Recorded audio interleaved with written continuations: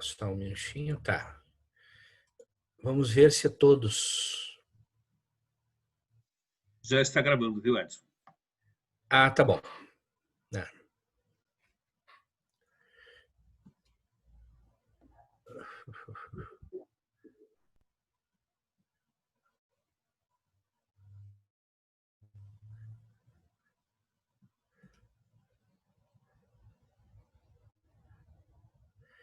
É, é,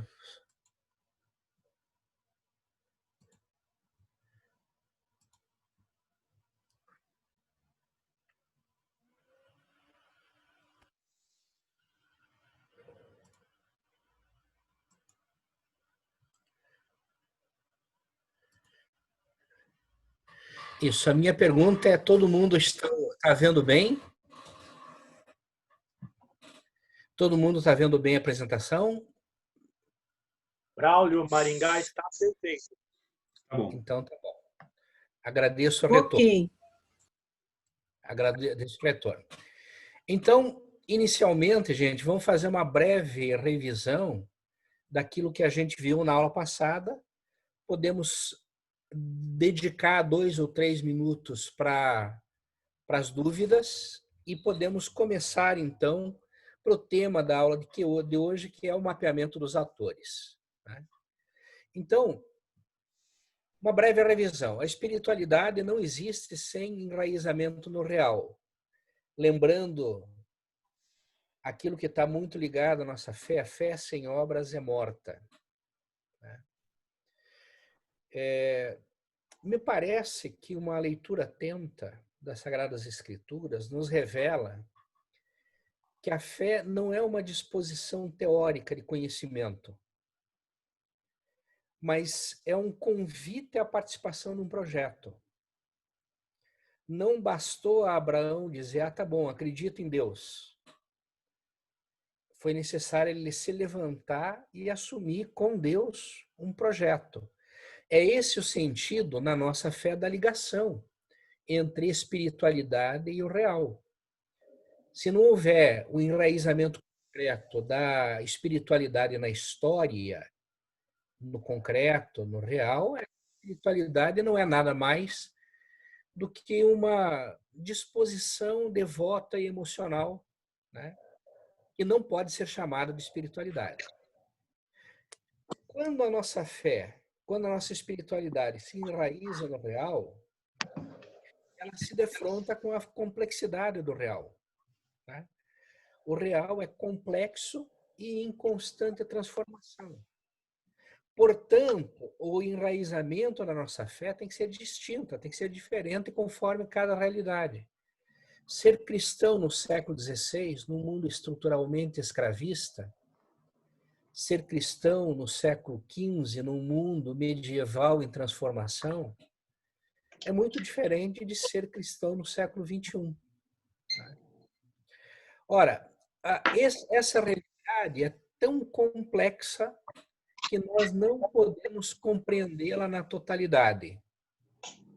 Então, para que eu possa analisar o real, eu simplifico esse real através de teorias. Muita gente pensa que a teoria é difícil, é teoria complexa. Não, a teoria é uma simplificação do real, né? Assim como nós fazemos o tempo todo com o senso comum.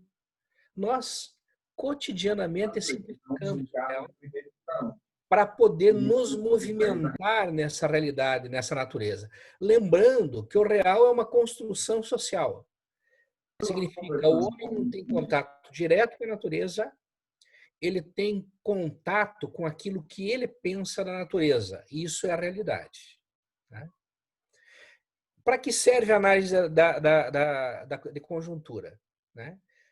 Ora, baseado numa teoria, a análise de conjuntura serve para orientar a nossa ação. Então, a análise de conjuntura não pode estar desligada da ação num conjunto complexo de relações de força que fazem parte do real, né?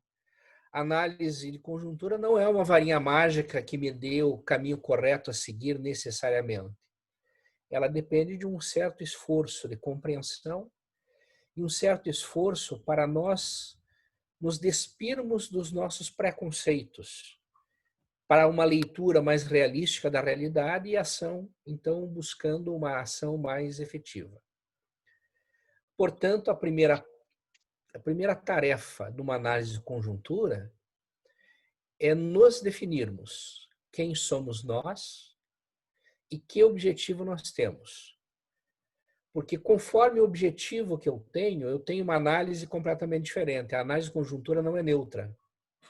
Então, se eu estou fazendo, só para dar um exemplo, a análise de conjuntura num sindicato, eu tenho um conjunto de atores e uma correlação de forças em relação ao campo que eu estou disputando. Então, se eu sou um diretor sindical fazendo análise de conjuntura junto aos meus sindicalizados, o sindicato patronal é um ator importante, o governo e as autoridades políticas são atores importantes, as empresas líderes do campo são atores importantes, né? Se eu sou uma universidade fazendo análise de conjuntura com outro objetivo, quer dizer, vendo as perspectivas do ensino público gratuito, alguns dos atores sociais que entrariam na primeira análise não entram na segunda. Aí nós temos outros autores. Então, uma boa análise de conjuntura depende inicialmente de nós determinarmos quem somos e que objetivo nós temos. Então, agora entramos um pouquinho em matéria nova. Ao fazermos análise de conjuntura, nós temos uma relação entre uma perspectiva teórica e a ação concreta que vamos realizar. Tá certo? Teoria é uma leitura da realidade, uma leitura simplificada da realidade, né? A prática se defronta com a realidade de maneira direta, né? Então, nós temos aí uma leitura que orienta a nossa ação no concreto, que tem que ser revisada. A análise de conjuntura, ela deve ser uma atividade permanente de um grupo que pretenda intervir no real, né? Então, dentro desse quadro aqui que nós vimos, eu tenho um polo da teoria e o polo da prática. Vocês estão vendo?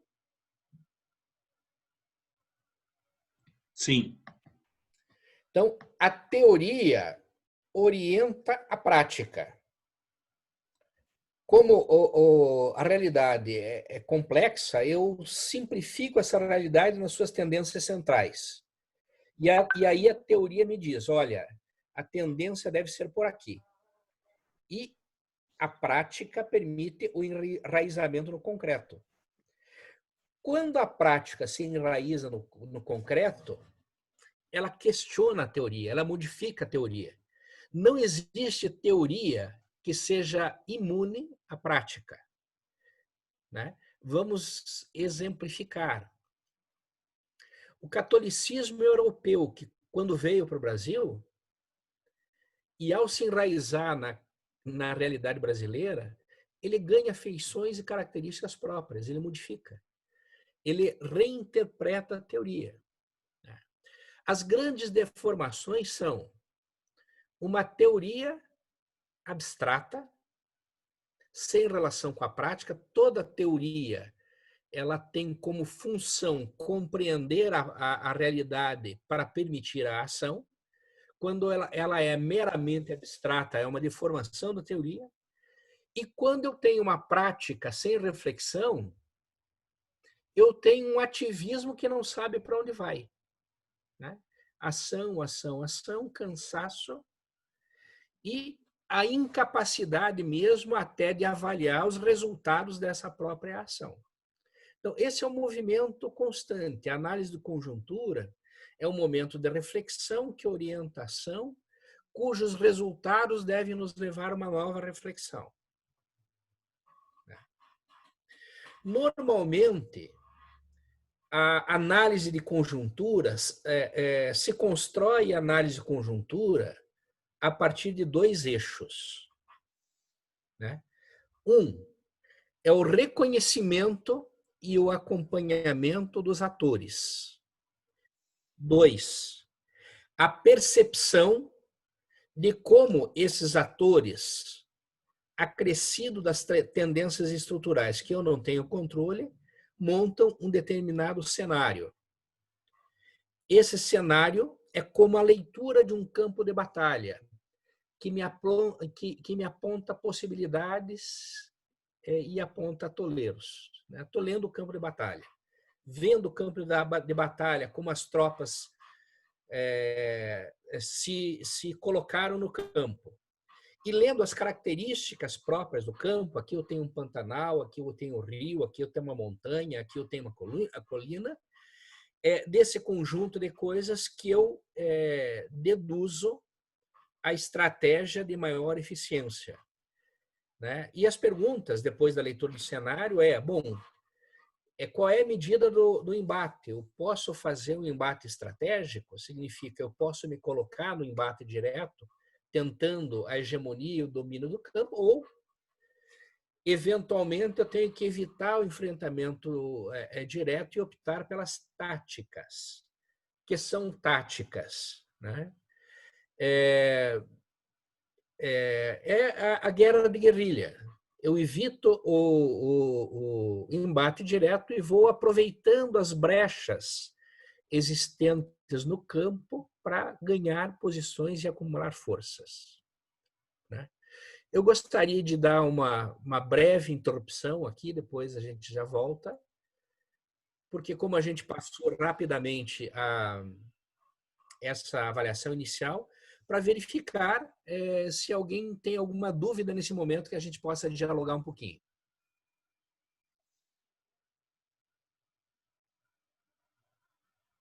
Tranquilo? Nenhuma dúvida? Tá, então, se tiverem... para mim é muito importante o diálogo, para mim medir o grau de compreensão e dúvida que vocês têm. Na medida que vocês tenham dúvidas, podem entrar aí com tranquilidade no chat e o Beto vou marcando aqui uns momentos em que é possível parar sem perder o raciocínio e a gente discutir essas dúvidas. Então, o primeiro elemento agora é a gente compreender a ideia de atores. Atores não são todo mundo, e também não tem nada a ver com teatro, nem com cinema, nem com televisão, né? Atores são pessoas, instituições ou grupos sociais com capacidade de intervenção no campo que está em disputa. Aquilo que nós dizíamos, se eu estou fazendo análise de conjuntura junto a um sindicato, eu tenho um determinado conjunto de atores. Se eu estou fazendo na universidade, eu tenho outro conjunto de atores. Se eu estou fazendo na igreja, eu tenho outro conjunto de atores, dependendo do meu objetivo, né? Então, ator supõe duas coisas. O ator supõe a capacidade de intervenção, em primeiro lugar, e o ator supõe que, se for uma instituição, um grupo, que eles tenham um objetivo comum. Então, por exemplo, existe um alto grau de coesão no agronegócio. São muitas pessoas com visões e tendências diferentes. Mas, em relação ao agronegócio, pode-se dizer que eles têm um objetivo comum na disputa política. Então, ele se torna um ator quando eu penso aquele campo, né? Uma instituição, o Ministério Público, é um ator, é capaz de intervir no campo. E, embora cada promotor pense de uma determinada maneira, a instituição tem um manifesto, tem um estatuto, tem uma constituição a seguir, de maneira que faz com que o Ministério Público, de maneira geral, possa ser interpretado como um ator no jogo. Edson, antes de você seguir, perguntam o que seria o campo em disputa. Certo. Nós vamos... o campo em disputa tem várias definições. Uma definição de Bourdieu, né? Eu tenho o campo religioso, eu tenho o campo político, eu tenho o campo econômico. Quer dizer, uma determinada dimensão da realidade aonde grupos, pessoas, classes sociais disputam uma posição, né? O campo tem suas regras, né? Então, a forma de eu fazer a disputa no campo econômico ou no campo político são regras que funcionam de maneira diferente. Quando eu faço análise de conjuntura, eu me coloco dentro desse campo, porque eu situo o meu objetivo. O meu objetivo está dentro de um determinado campo, né? Que tem atores e tem regras de acordo com esse campo. Não sei se ficou claro para todo mundo. O campo é uma dimensão da realidade aonde nós temos uma disputa de poder com determinadas características, né? No campo econômico, a disputa pode ser o dinheiro, patrimônio, lucro, né? No campo religioso, pode haver uma disputa de poder simbólico, de visões de mundo. No campo pedagógico, por exemplo, pode ser a disputa por prestígio acadêmico, pela afirmação de determinadas teorias ou modos de ver o mundo, né? Então,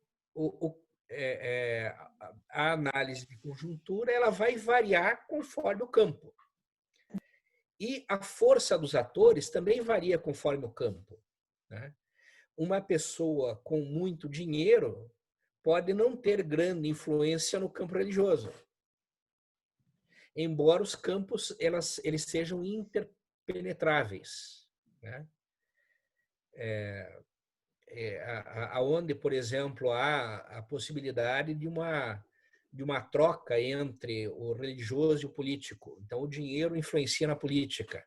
A política favorece a acumulação religiosa. Não existe uma separação absoluta entre os campos, mas, em princípio, o campo em si tem as suas regras de poder, tem os seus atores e as regras a partir dos quais o jogo é jogado naquele campo. Certo? Então, vamos lá. Alguns pressupostos. Os atores não são monolíticos. Todos os atores, eles podem, conforme a disposição das forças no campo, mudar de posição, por um lado, ou pode ter, por outro, contradições internas, né?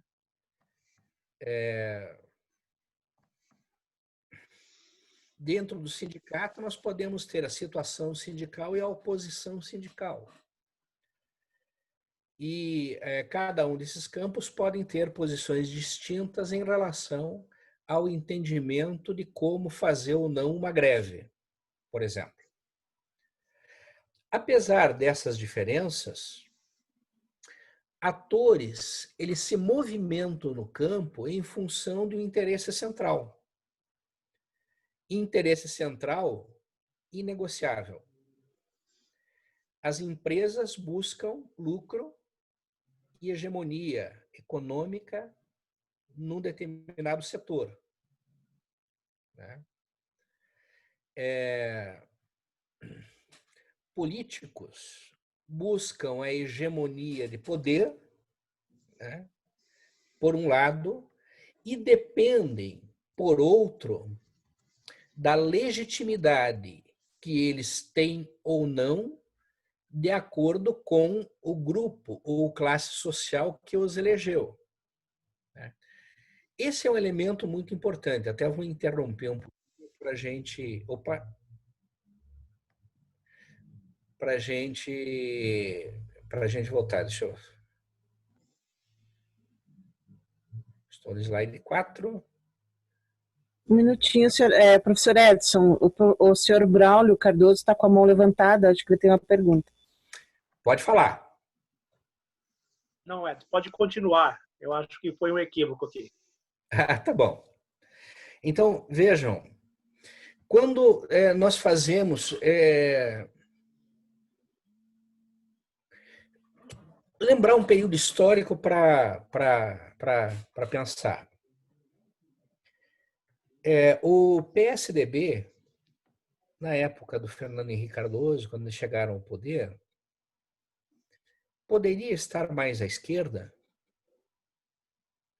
Essa pergunta, numa análise de conjuntura daquela época, deveria levar a uma questão. Quem elegeu o PSDB?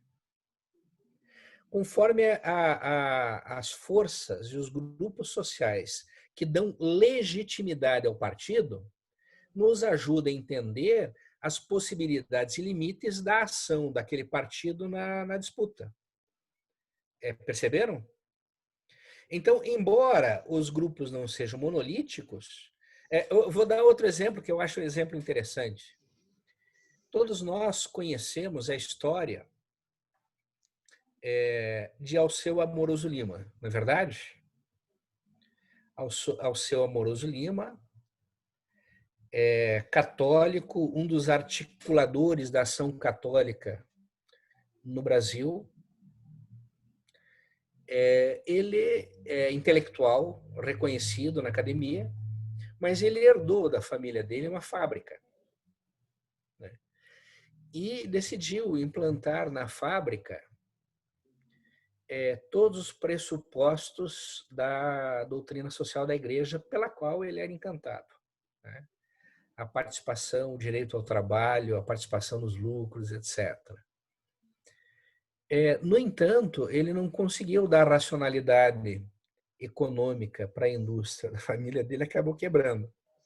E numa entrevista no final da vida, ele disse que faria tudo de novo, porque para ele era muito mais importante a dimensão religiosa da vida dele do que a dimensão econômica da vida dele. Então, são os elementos que nos levam a refletir, né? Uma boa análise de conjuntura significa um mapeamento correto dos atores. O ator ele tem que ser lido a partir do seu interesse central no campo, né? Embora ele não seja monolítico, ele sempre dá brechas para um ou outro avanço. Por exemplo, quando o Lula ele buscou apoio no PL, buscar apoio no PL significava buscar apoio da Associação Comercial e Industrial de Minas Gerais, eles buscaram um elemento em comum para a indústria. Para a indústria, o excesso de juros na economia brasileira, uma perspectiva desenvolvimentista, era muito interessante, era muito mais interessante do que a perspectiva neoliberal que acabava não valorizando a ação da indústria. Percebem? E aí nós temos um ponto de encontro de banqueiros e trabalhadores em contradição com a elite financeira que estava dominando o campo neoliberal. Então, ao analisar um ator, ou para analisar um ator, não basta carimbá-lo como amigo ou inimigo, tá? É necessário ser mais fino, é necessário nos perguntar que interesses ele tem e como esses interesses podem ou não convergir com os meus próprios interesses. O que significa de que eu tenho que ter claro quais são os meus interesses. Se eu mesmo não tiver claro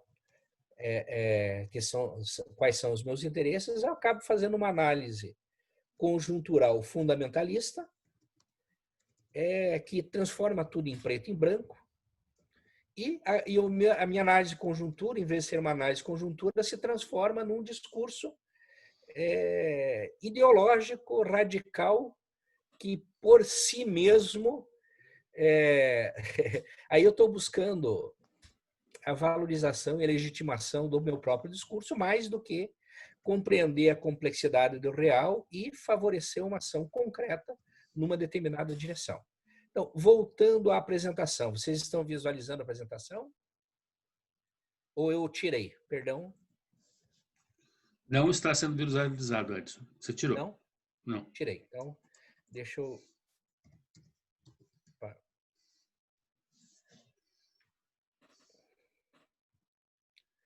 Deixa eu voltar aqui. Voltar aqui a partilhar. Isso, e voltar na apresentação. Voltamos aqui? Sim, agora sim. Então, vejam, aquilo que nós já havíamos dito, a seleção dos atores, a seleção para acompanhamento, varia conforme o posicionamento e o objetivo do sujeito da análise. Depende de quem eu sou e de quem é meu objetivo. Né? E se o sujeito da análise for sindicato, os atores serão uns. Se for a universidade, os atores serão outros, nós já havíamos visto aqui. Pois bem, para fazer isso, eu recorro a determinadas metodologias. Né? Uma das metodologias mais usadas em análise de conjuntura se chama metodologia SWOT. Né? SWOT é uma abreviação de termos em inglês, né? Que é Strength, Weakness, Opportunities e Threats. Quer dizer, forças, oportunidades, fraquezas e ameaças. Né? E aí eu vou identificar as forças, oportunidades, fraquezas e ameaças na relação com cada um dos atores. E vou dividir isso em ambiente interno e ambiente externo. Né? É uma metodologia relativamente simples e rápida, né? Que me dá... Então, normalmente a gente faz um quadro, o Beto participou de várias vezes que nós fizemos isso. Né? Então, quem são os atores? Fulano, Beltrano, Ciclano. Quais são os pontos fortes de Fulano? Quais são as fraquezas de Ciclano? Né? Com quem nós podemos conversar? E aí você vai fazendo um mapa levando em consideração força, oportunidade, fraqueza e ameaça num campo mais amplo. Né? Essa matriz, ela é muito facilmente compreensível. Essa simplicidade, ela é uma vantagem para a gente aplicar rapidamente no processo de ação. Por outro lado, essa simplicidade pode levar a se apagar, a obscurecer relacionamentos relativamente complexos. Então, veja, muitas vezes, utilizando essa matriz SWOT, eu tendo a muito facilmente marcar as pessoas como amigas e inimigas muito rapidamente, entendeu? Em vez de conseguir perceber as formas pelas quais eu posso me aproximar e criar relações para ampliar, digamos assim, a minha capacidade de influência no campo, eu simplesmente digo, não, essa e aquela pessoa estão no campo inimigo, tem fraquezas, vamos aprofundar essa linha, vamos atacá-las lá e assim por diante. Né? Então, a partir da experiência com outras metodologias também, eu acho que a análise de atores ela pode ser aprofundada, ela pode ser complexificada a partir da teoria da organização humana. Né? E aqui eu gostaria de fazer um parágrafo. A teoria da organização humana, ela foi... Eu não sei se alguém já chegou a trabalhar com a teoria da organização humana e a cibernética social. Ela foi muito comum e foi uma moda na década de 70 e 80. E depois, do ponto de vista da sociologia, ela acabou, digamos assim, perdendo força no campo, especialmente porque ela estava muito associada às teorias estruturalistas, né? De sociólogos como Talcott Parsons, Althusser e outros, né? Onde você tinha uma tendência em analisar a estrutura de uma sociedade de maneira fotográfica, sem perceber como essa sociedade se modificava, né? Então, para muitos dos sociólogos funcionalistas, estruturais, eles viam a mudança como algo externo. Então, se há uma mudança é porque o sistema entrou em crise e foi se demonstrando gradativamente que a mudança é parte constante da sociedade. Então, digamos assim, nas teses e dissertações contemporâneas, as teorias estruturalistas estão em desuso, por um lado. Por outro lado, eu continuo achando que, como eles pensam a sociedade, digamos assim, de maneira refinada nesse processo de classificação e de organização dos sistemas dentro da sociedade, eles podem ser uma ferramenta muito interessante para nos levar a refletir com um pouquinho mais de complexidade sobre os atores. Perceberam o raciocínio? Então, não é porque algo, digamos assim, perdeu o prestígio na academia, em função de algumas coisas que se colocam, é que ela perdeu completamente a funcionalidade como ferramenta na nossa capacidade de intervir. Então, veja, a teoria da organização humana foi desenvolvida em 1958 por um sociólogo brasileiro, professor da USP, que tinha como objetivo iniciar oferecer para antropólogos, sociólogos e etnógrafos uma ferramenta metodológica para analisar sociedades. Qual é a ideia? Um antropólogo tem contato com uma tribo indígena. Aliás, esse exercício foi feito com a teoria da organização humana. Como é que ela funciona? Como ela se organiza? Como ela organiza a reprodução do seu meio material de vida? No que ela acredita? Como são as relações de parentesco? Como é a organização militar e de defesa? Então, para que você não perca nenhum desses elementos na análise etnográfica e antropológica, se ofereceu um quadro metodológico que tende a ser completo e totalitário, né, da organização do conjunto da sociedade. Tem a desvantagem de que você não percebe com clareza o dinamismo da sociedade, por um lado, mas, por outro lado, faz com que você não esqueça nenhum dos elementos que você precisa colocar na equação. Posteriormente, um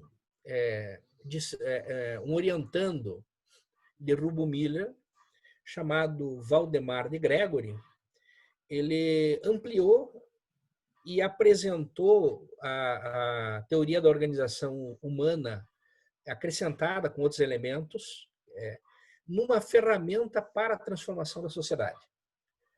Década de 70 e década de 80 era um momento em que os movimentos sociais precisavam de ferramenta e, de certa maneira, durante a ditadura militar, as ferramentas antigas, como o método, antigas para 70 e 80 e voltou agora, mas, enfim, o método ver, julgar e agir, estava muito associada a movimentos de esquerda e muito reprimida pela ditadura, né?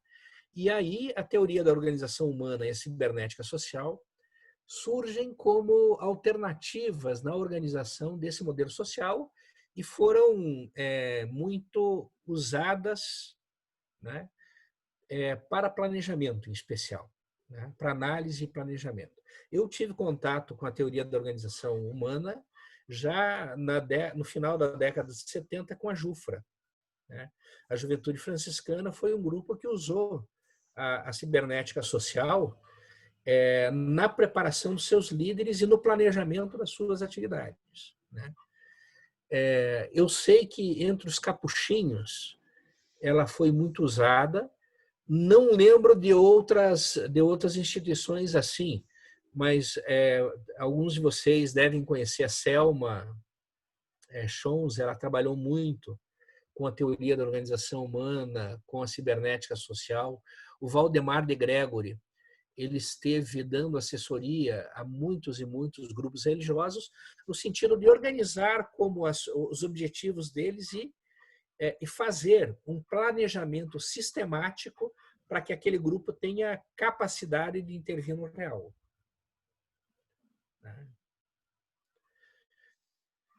Pois bem, a cibernética social, baseada na teoria da organização humana, propõe um quadro de referências. E aí a nossa atividade, digamos assim, a nossa análise dos atores pressupõe colocar esses atores dentro desse quadro, pensando cada um dos 14 sistemas e das 4 dimensões que compõem a teoria. Então, para cada sistema, um campo: as relações de parentesco, as relações de saúde, na qual hoje também estão as relações de ecologia. A manutenção significa fornecimento, organização daquilo que é necessário para a sobrevivência, a solidariedade, o lazer. O sistema viário, que é sistema de transporte, comunicação e tecnologia, patrimonial, produção, religioso, segurança, política administrativa, jurídica. E o último é o que as pessoas têm mais dificuldade de compreender, que é a precedência. Nós colocamos aí toda a dinâmica de legitimação dos grupos, né? O que dentro de um grupo faz com que o discurso seja legítimo ou não legítimo, seja tido como verdadeiro ou como falso. Isso tudo organizado em 4 dimensões: a dimensão do espaço, a dimensão do tempo, a organização dos personagens e os procedimentos, que significa a agenda dos atores, como os atores se movimentam, quais os seus valores, quais os seus princípios, etc. Eu gostaria de interromper um pouquinho aqui e, mais uma vez, abrir um breve espaço para debate. Então, vejam, só recuperando, não é uma coisa difícil. Para que eu possa compreender a conjuntura, eu tenho que levar em consideração 2 coisas: atores e cenários. Cenários, formação de hegemonia, alianças e tal, vamos analisar na próxima aula. Nesse momento, o que é importante é nós fazermos um bom levantamento dos atores que compõem o nosso campo em disputa, que influenciam no nosso campo. Tá? Fiz o levantamento de atores. O que eu posso fazer? Eu vou analisar esses atores a partir de uma determinada metodologia. Eu estou mostrando aqui 2 metodologias possíveis, né? A SWOT, que analisa em função de um quadro referencial que me mostra força, fraqueza, oportunidades e ameaças, né? Por um lado, é uma metodologia. Outra metodologia é um pouquinho mais complexa. Qual é o eixo estrutural da ação? Como é que ele se coloca nos 14 sistemas? Esse ator, o seu eixo central está onde? Está no religioso? Está na família? Está no político? Está no econômico? Em função disso, quais seus interesses? Quais seus valores? Quais as suas crenças? Como aquele sistema interage com os demais? Porque o sistema familiar tem influência na política e vice-versa. Então, os sistemas são 14 sistemas que se cruzam. Pensando nessa matriz, eu não quero que se pense a matriz de maneira absoluta. Apenas é como ter um quadro aqui do que fazer. Não vou esquecer de refletir sobre, né, a precedência, quer dizer, a legitimação dos atores. Então, eu não vou esquecer de perguntar qual é o grupo e de que forma esses atores são legitimados no campo. Como e qual a força que eles têm na organização do poder dentro do campo. O viário, comunicação, transporte, tecnologia da comunicação. Como a organização da logística da comunicação favorece ou não as atividades daquele ator. Tá certo?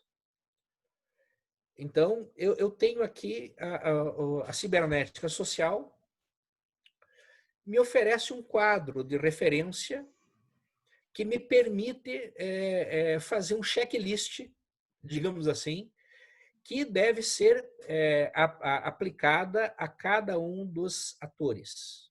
Alguma dúvida até aqui, gente? Não está muito complicado? Está simples? A Marilza, Edson, levanta uma pergunta aqui no chat, mas talvez ela pudesse verbalizar até para ficar mais dinâmico. ativo. Exatamente.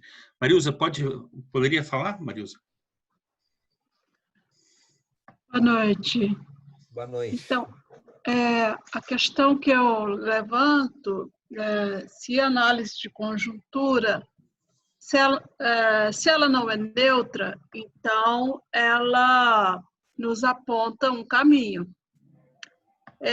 Agora, a partir da análise, eu posso fazer uma escolha ou esta análise me impulsiona para esta escolha? Não, a partir da análise eu vou fazer uma escolha. Então, análise de conjuntura, vamos imaginar uma cena de campo, o cenário de um campo de batalha. Nós não entramos na análise de cenários ainda, vamos fazer isso na próxima vez. Mas aqui eu estou analisando, como eu estou analisando os atores, eu estou verificando, aqui está a cavalaria, aqui está a infantaria. Sabe o jogo de xadrez?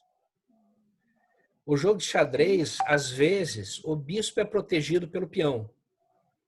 Então, a disposição, as alianças entre os atores, quando visualizados, me apontam algumas possibilidades. Aí eu faço uma escolha, né, no movimento. Ele não me dá, olha, só essa possibilidade. Mas, por outro lado, ele me diz, olha, se você comer o bispo, você perde a rainha. É o que está colocado ali quando eu desenho o posicionamento dos atores. Tá certo?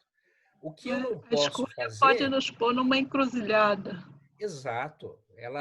A análise, ela me dá quem são os atores, como eles estão dispostos e a conjugação de forças no campo. Né?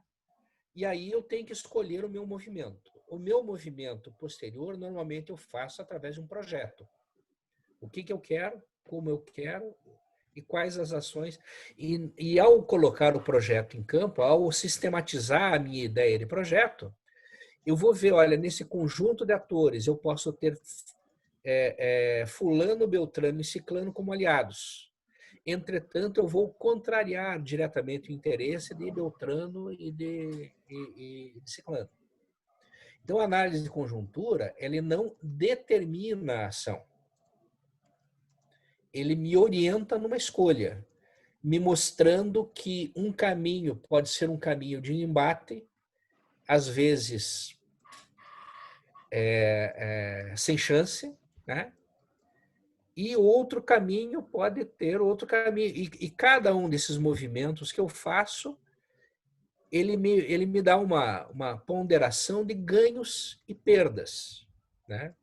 Então, o caminho da aliança pode significar a perda de uma parte do meu capital simbólico, mas um menor desgaste nesse movimento que eu vou fazer. Por outro lado, o embate pode me levar, eventualmente, a perder tudo. Né? numa das entrevistas... Isso explica as alianças. Explica, sim, mas não, aí é o seguinte, pode ser tudo e pode não ser tudo. Se eu tiver clareza do meu objetivo, eu faço aliança para realizar o meu projeto. Agora, as alianças podem ser feitas pura e simplesmente para chegar ao poder também. Não tem... estamos fazendo aqui uma análise teórica, ela não tem o caso concreto, o movimento real da vida é que vai determinar o que eu estou fazendo ou não. Percebe? Então, uma vez o Betinho falou uma coisa que todos nós nos lembramos do Betinho, né? O movimento de combate à fome e tudo, um grande brasileiro. E o Betinho disse uma expressão uma vez que saiu na Folha de São Paulo, foi um grande escândalo. Ele falou, para acabar com a fome no Brasil, faria pacto até com o demônio, porque criticaram que o Brasil sem fome foi buscar o patrocínio de uma grande empresa, né? E a grande empresa foi lá e deu o patrocínio dele. Ele saiu com essa, né? Mas ele tinha objetivo, acabar com a fome. Nós temos que medir o nosso objetivo e saber quem somos. Porque eu não acho que exista um ponto de absoluta oposição e nem um ponto de absoluta de aliança e flexibilidade absoluta. Eu acho que nós vamos nos movimentar num campo complexo. A análise de conjuntura, ela vai me descrever o campo e me oferecer um conjunto de possibilidades, né? Dizem que todo homem deve ser filósofo, pedagogo e político. Filósofo, porque ele tem que ser capaz de projetar os seus objetivos e o seu mundo. Entretanto, um sonho que se sonha só é só um sonho. É só um sonho. Tá certo? Então, nós podemos ficar permanente puros, virgens, brancas, vestais, dentro do nosso aquário, dentro da nossa bolha, né? Agora, se eu quero realizar os meus objetivos, eu tenho que, em primeiro lugar, comunicá-lo a outras pessoas. Portanto, eu tenho que ser um pouco pedagogo, explicar a minha construção para outras pessoas. E quando eu explico a minha construção para outras pessoas, essas pessoas vão ver o meu projeto a partir do ponto de vista delas e não mais da minha apenas. Continua compartilhando, então?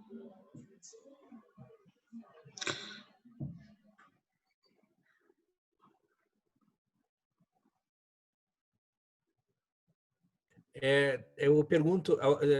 Aqui apareceu um negócio, estão me ouvindo, né? Sim, Agora sim, por um minuto ficou mudo. Ah, tá, desculpa. Tá muito baixo o som, Edson. Tá difícil de ouvir. Tá certo.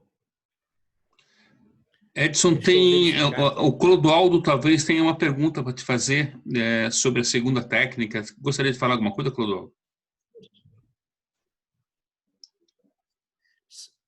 Isso, mas só deixa eu completar esse raciocínio. Okay. Veja, eu tenho o meu projeto, eu tenho que passar esse projeto para um grupo. Aí não é mais o meu sonho só. É o projeto de um grupo.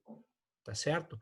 Ao fazer isso, ele não é tão meu absolutamente. Ele tem que ser compartilhado com visões diferentes. Então, eu tenho que ser um pouco pedagogo. E quando eu coloco no contexto do social, do conjunto da sociedade, aí é muito mais grave, porque não basta só a minha visão de grupo. Significa oposições cada vez mais radicais.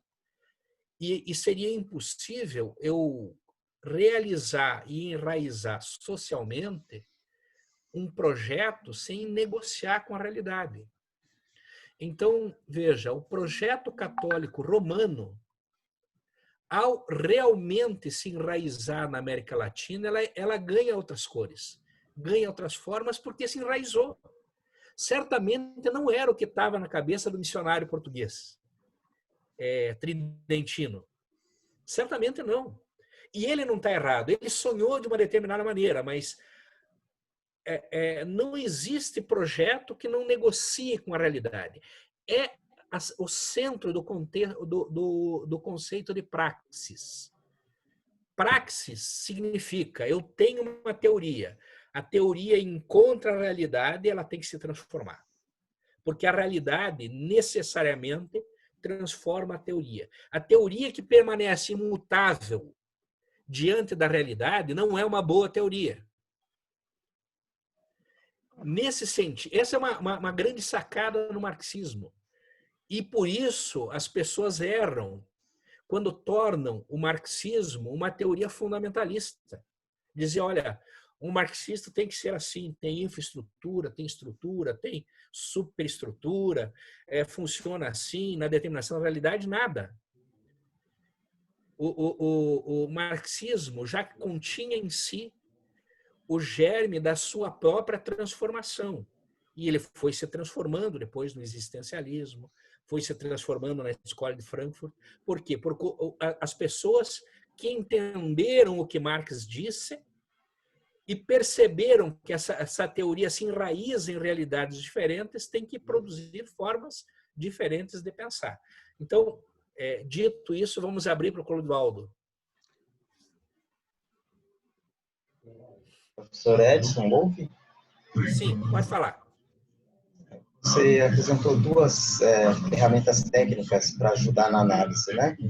Uma delas a matriz fofa e uma segunda. Essa segunda tem um nome, inclusive na década de 80, eu li um livro do Pedrinho Guareschi, Sociologia Crítica.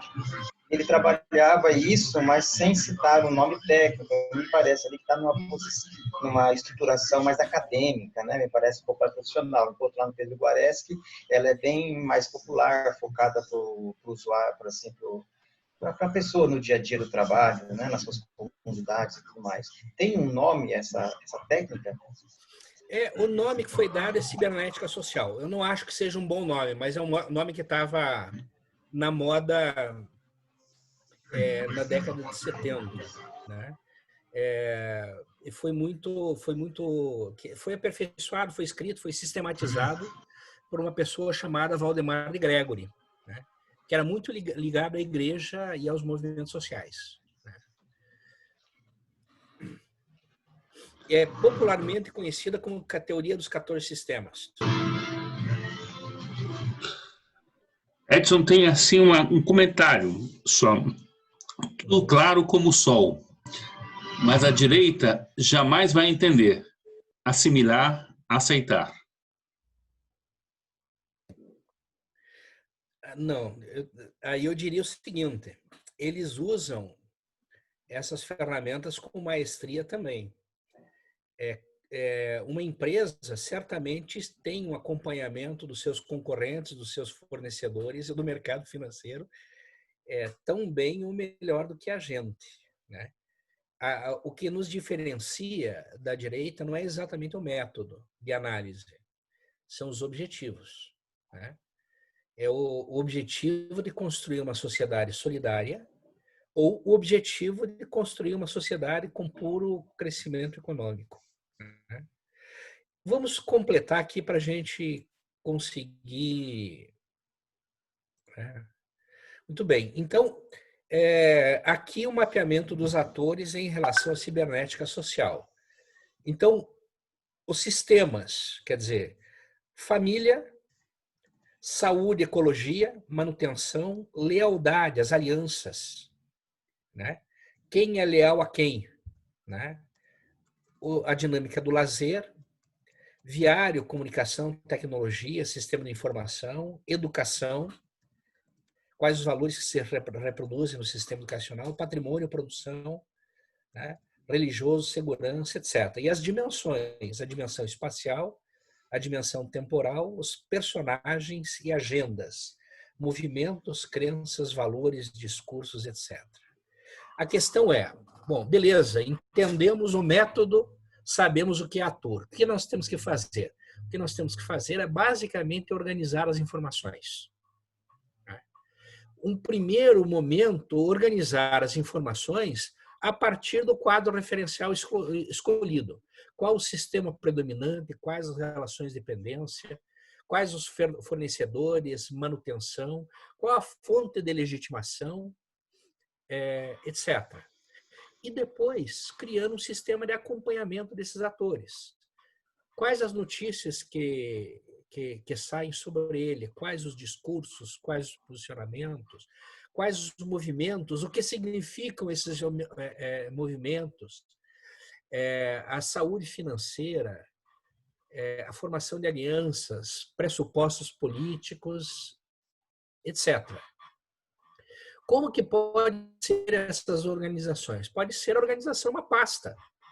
Eu tenho, por exemplo, no meu escritório, posso ter uma pasta para cada ator. Coloco quem são os atores, na medida em que esse ator faça o movimento, eu coloco ali uma informação. Tá certo? E a partir do conhecimento do conjunto dos atores, eu consigo determinar o cenário. O que é o cenário? O cenário é o conjunto das relações dos atores significativos em um determinado campo, acrescido pelos elementos conjunturais e estruturais sobre os quais eu não tenho capacidade de intervenção. Eu não tenho capacidade de intervenção sobre a inflação. Eu não tenho capacidade de intervenção sobre o clima. Não tenho capacidade de intervenção sobre a alta do dólar. Eu não tenho capacidade de intervenção sobre a dinâmica fiscal do município ou do estado.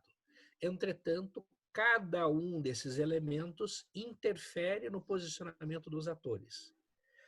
Os atores estão presentes e fazem alianças, constituem hegemonias, né?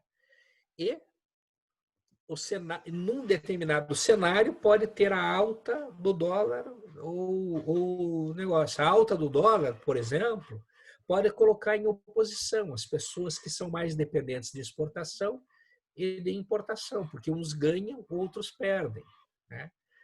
A chuva pode facilitar determinado tipo de cultivo e dificultar outro cultivo.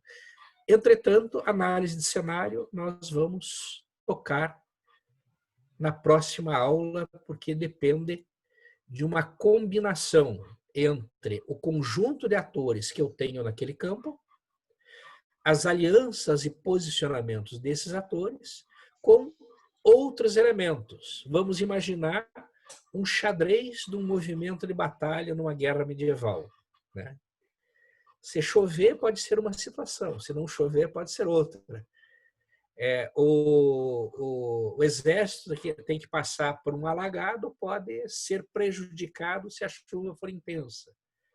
Então, isso é a análise do posicionamento, do relacionamento entre os atores e dos elementos conjunturais e estruturais que eu não domino, fazem parte da construção dos cenários. E aí, normalmente, o que a gente faz para isso que a gente não domina é construir cenários distintos.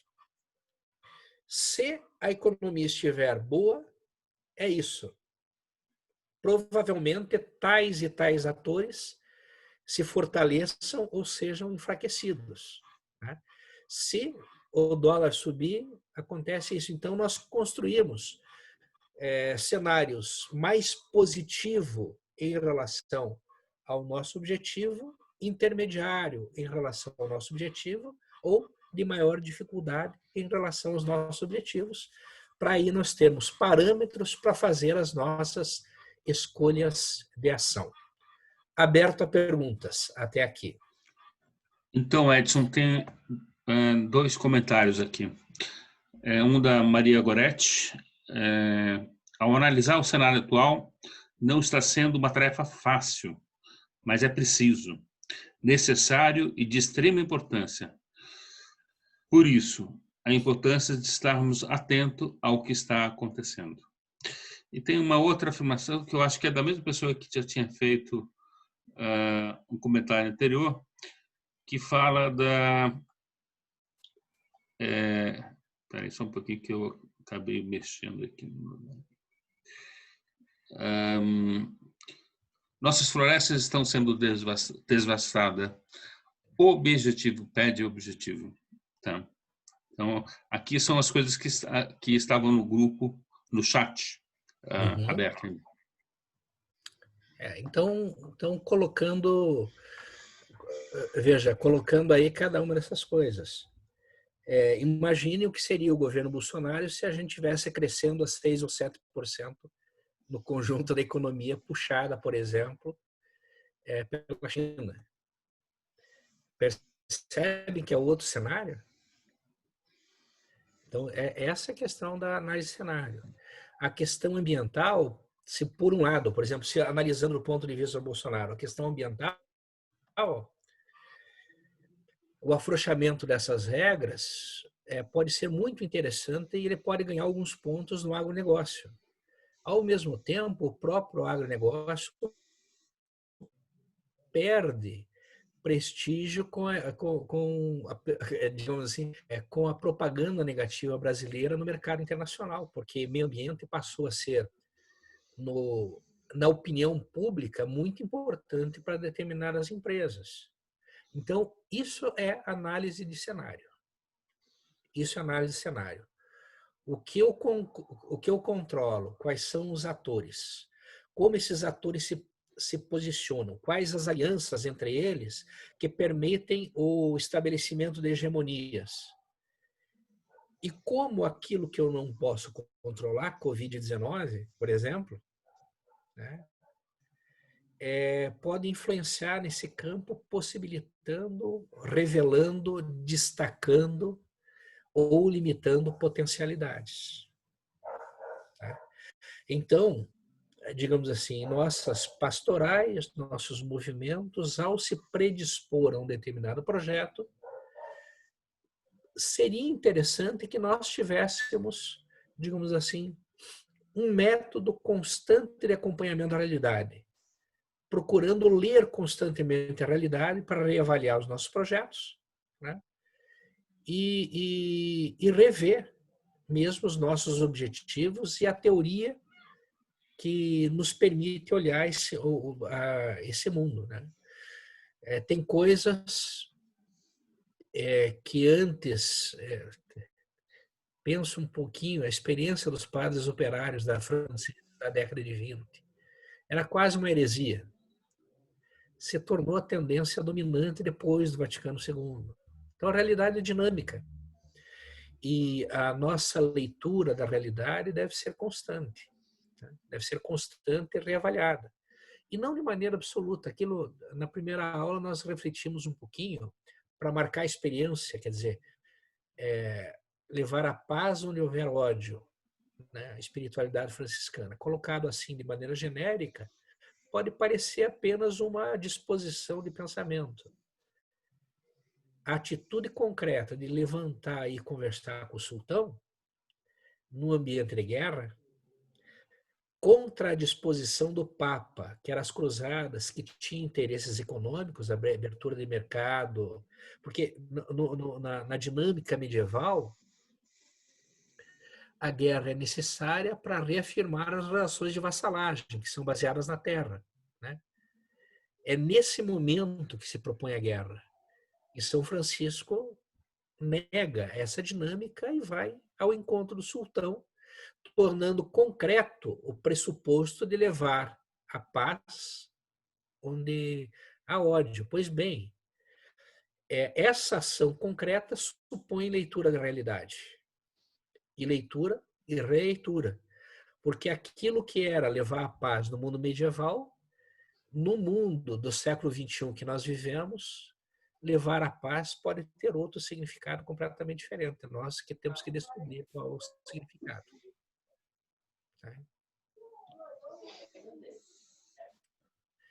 Dalva, a sua expressão me diz que você está querendo fazer uma pergunta ou um comentário. Esteja à vontade. Seria às 9 horas, mas acho que está passando já.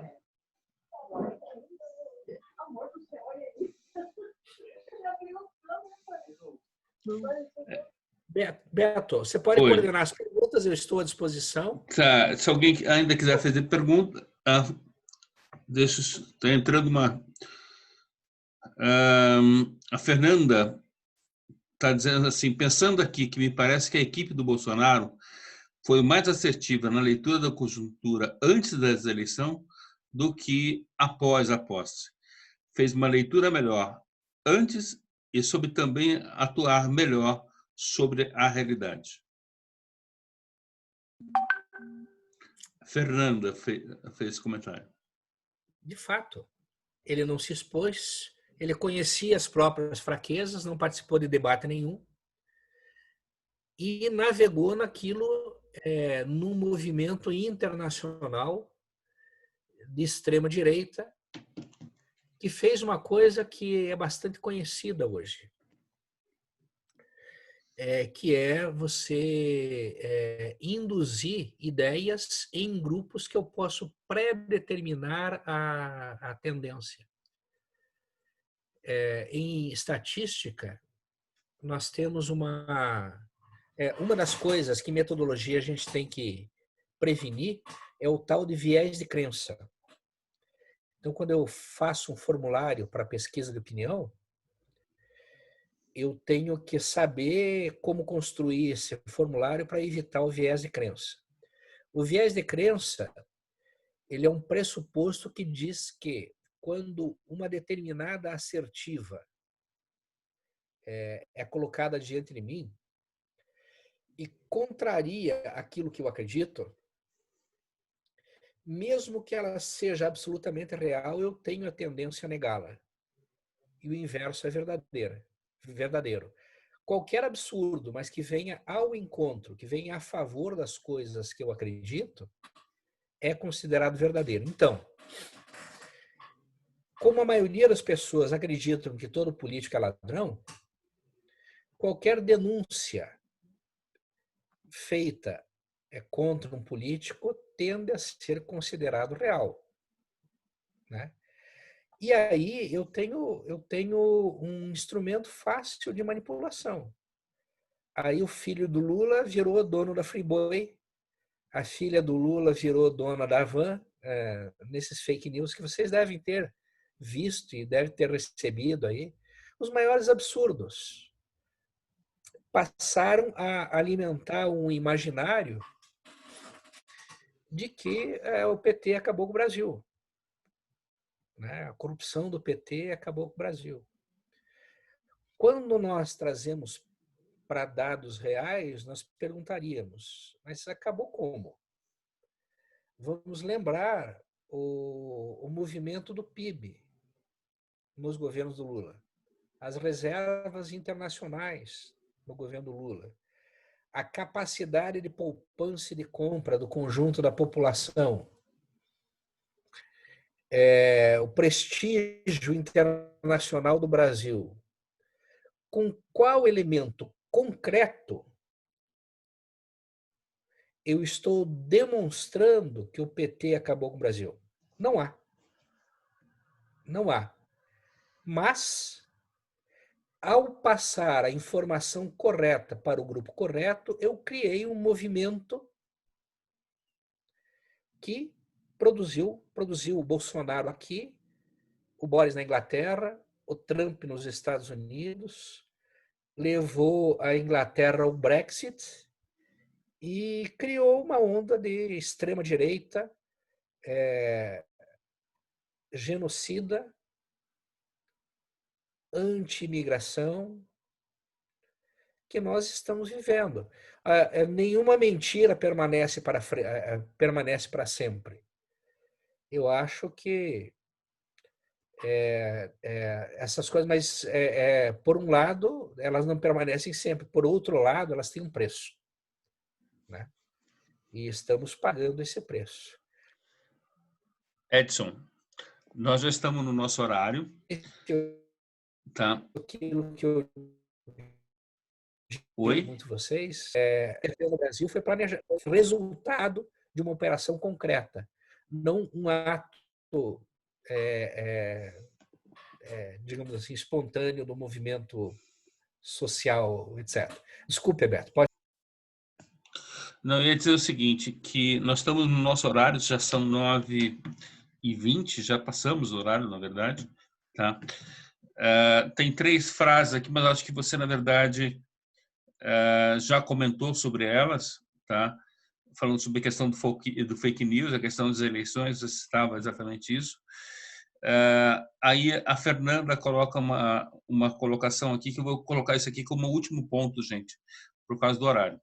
Na ciência política, a gente diz que religião está no deep core, não sei se é assim que se pronuncia, núcleo duro em termos de crença das pessoas, o que seriam as coisas que não mudam ou têm dificuldade de mudar. Podemos trabalhar com essa ideia também na análise de conjuntura? Pergunta. E essa é a última pergunta de hoje. Todos os analistas colocam as estruturas religiosas no plano das estruturas. Não significa que não mudem. Significa que a mudança é muito mais difícil, porque é enraizada no plano emocional, né? Algumas pessoas diriam no plano arquétipo, mas eu diria que as estruturas religiosas se nos enraizam na infância de maneira muito profunda, e as relações baseadas na religião, elas fazem parte dos elementos culturais de transição mais lenta. Não que não aconteçam, mas elas são os aspectos de transição muito mais difíceis. Eu poderia aprofundar aqui uns elementos, eu acho que na próxima aula, quem sabe, eu traga um pouquinho desses elementos, né? Porque também a religião, ao se enraizar em culturas, modifica. O movimento que hoje nós lemos como teologia da libertação, ele nasceu do movimento conservador da ação católica e do seu embate com a realidade brasileira. A teologia da libertação, ela não nasceu como consequência necessária de um movimento intelectual, mas ela nasceu do enraizamento social que deu e destacou que, na verdade, o objetivo era outro. O objetivo da ação católica inicial era o combate ao comunismo. A igreja imaginava que os movimentos operários, os movimentos sociais, estavam se afastando da igreja por conta do comunismo, e é necessário estar lá com a população para combater o comunismo.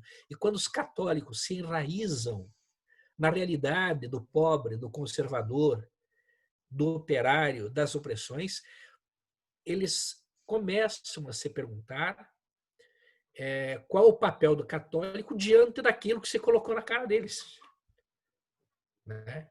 Então, a teologia da libertação, ela não nasce no Vaticano. Ela chega ao Vaticano a partir da base, o que significa uma mudança.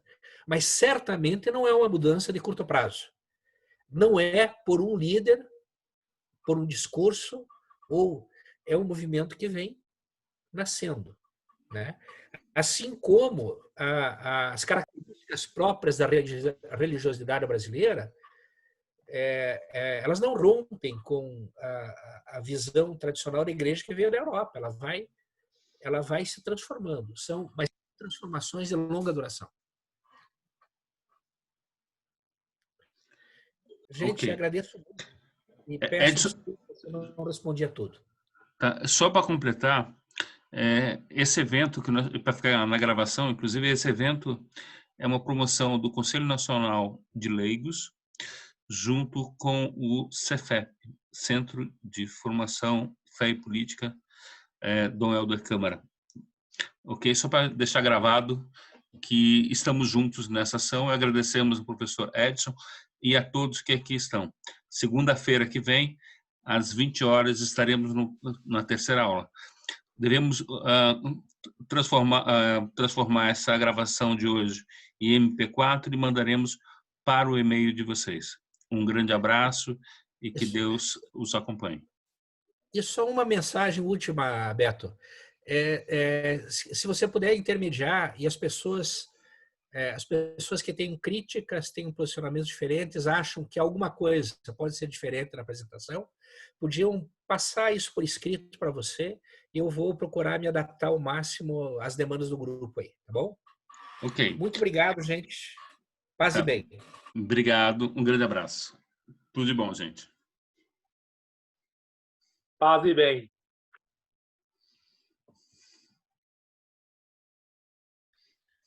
Paz e bem.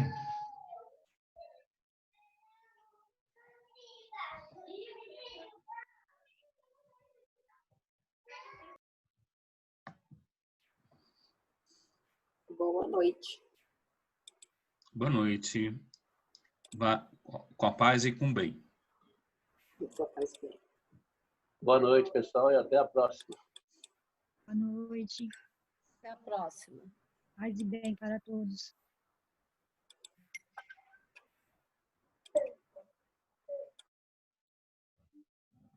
Tá aí.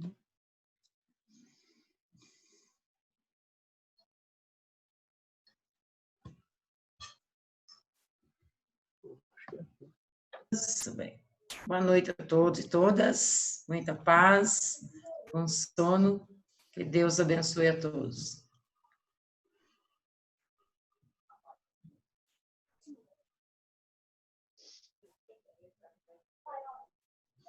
Companheira Séfora está por aí também. Ó. Sempre, né, Beto? Prazer em ver você. Prazer te ver. Bom ver você também, companheiro. Boa noite a todos. Boa noite. Obrigada, professor Edson.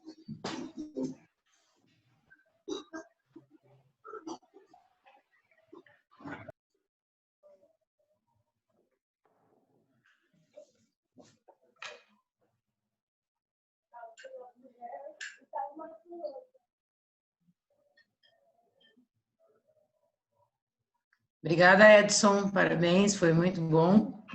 Muitas dúvidas, aí com o tempo a gente vai tentando entender esse processo.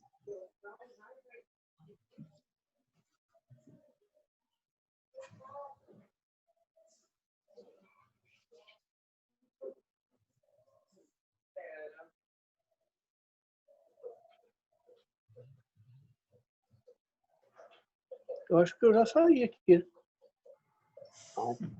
Ainda não. Ainda não. Ainda não saiu. Pois é, deixa eu ver. Estamos aqui, Max.